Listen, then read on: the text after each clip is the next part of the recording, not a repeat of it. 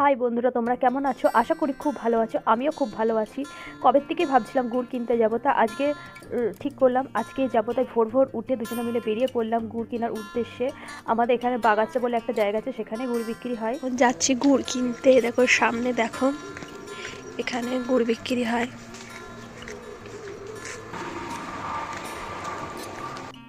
আর এখানে গুড় যেখানে জাল দেওয়া হয় তার পাশেই যে খেজুর গাছের বাগান আছে আর সর্ষের ক্ষেতও আছে। খুব সুন্দর জায়গাটা, দেখো দুদিক দিয়ে সারি সারি খেজুর গাছ লাগানো আর মাঝখানটা সর্ষের চাষ করেছে। জায়গাটা খুবই সুন্দর দেখতে।